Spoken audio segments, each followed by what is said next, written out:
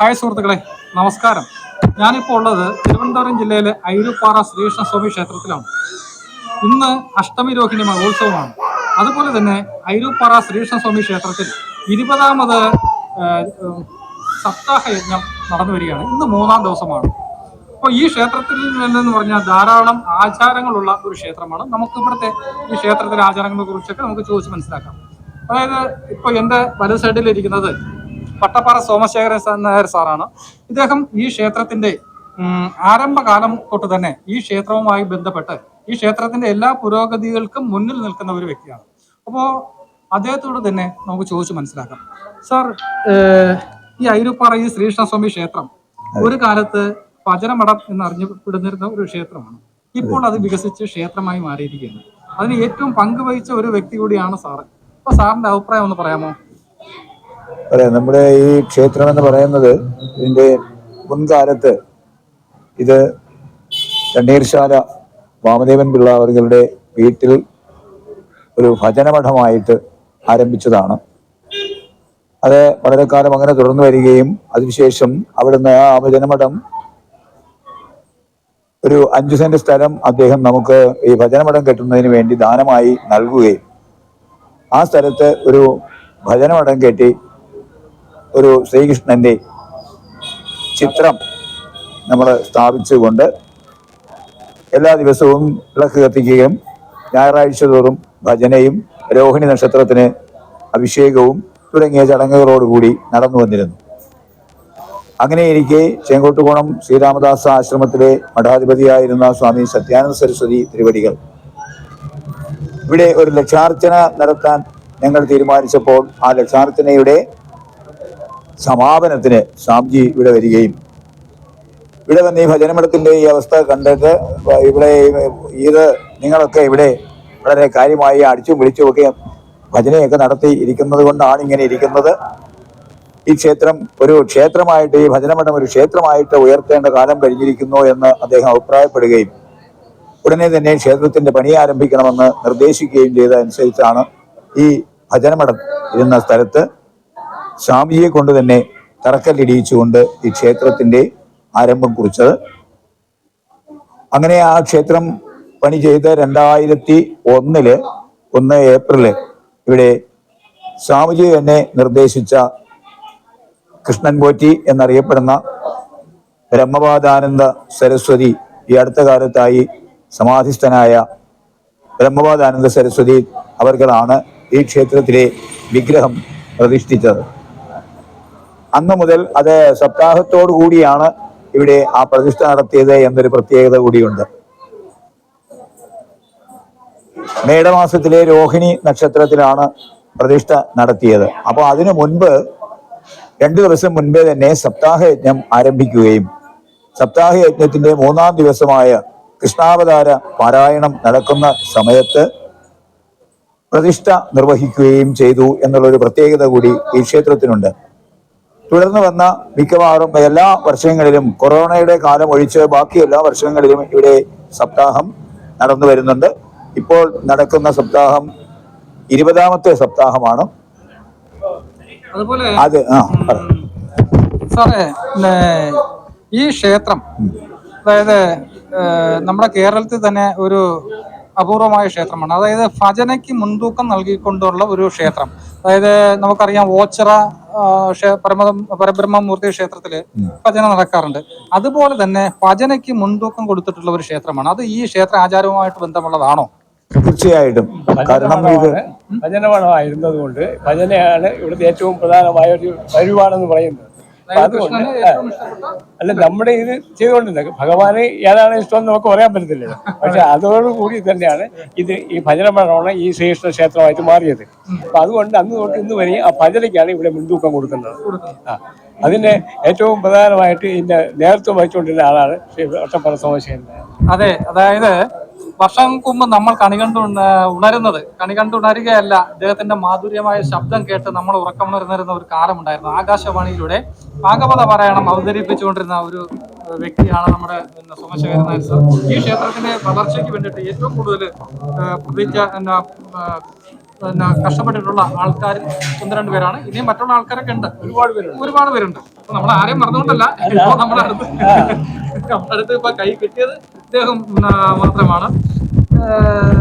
സാറേ, അപ്പൊ ഇനി ഉള്ള പ്രവർത്തനങ്ങളൊക്കെ എങ്ങനെയാണ്? ഇനിയുള്ള പ്രവർത്തനങ്ങൾ എന്ന് പറയുമ്പോൾ ക്ഷേത്രം നമുക്ക് ഇവിടെ സ്ഥലപരിമിതി ഒരു പ്രധാനപ്പെട്ട പ്രശ്നമാണ്. ബുദ്ധിമുട്ട് അനുഭവിക്കുന്നത്. അതെ, ഇപ്പോൾ തന്നെ നമ്മുടെ ഇവിടെ അന്നദാനമൊക്കെ നടത്തുന്നതൊന്നും നമ്മുടെ സ്വന്തം സ്ഥലമല്ല.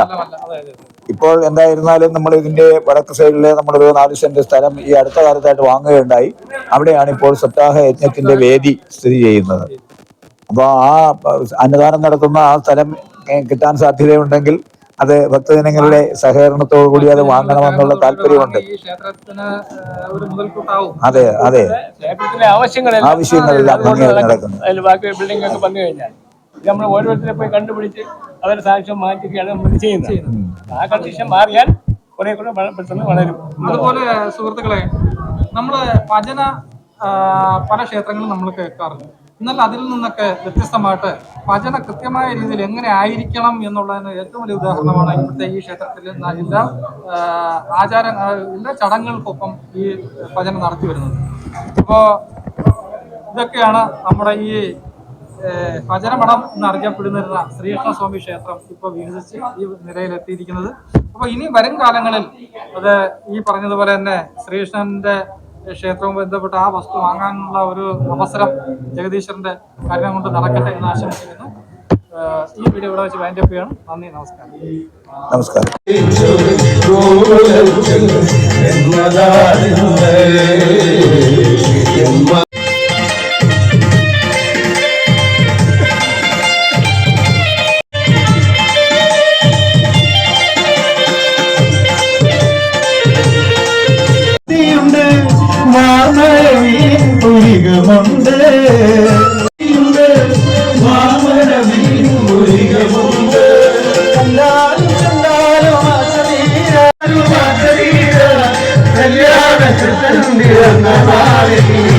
നന്ദഗോപൻ കഥമിടും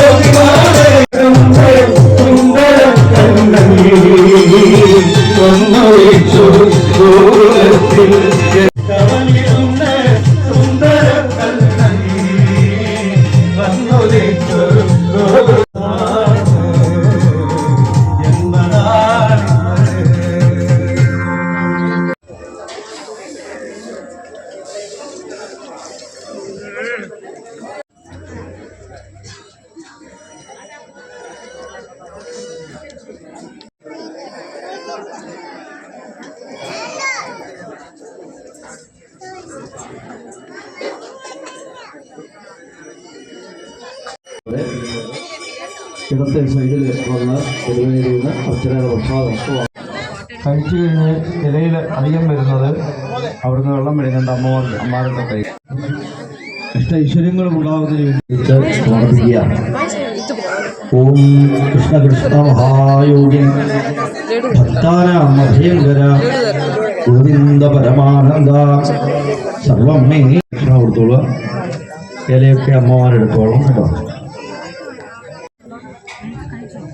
ഇത് വൈകുന്നേരം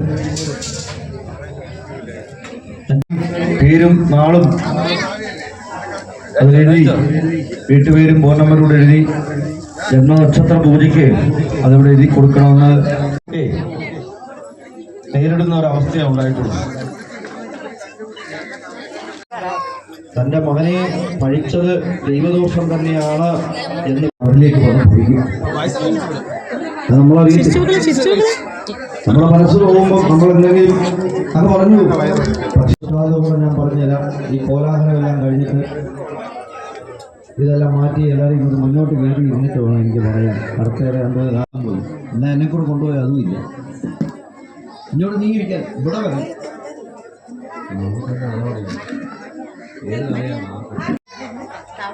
തവളയായിട്ട് അതാകുമ്പോൾ എപ്പോഴും അനക്കം ഉണ്ടാകും. പേക്കറും പേക്കറും പേക്കറും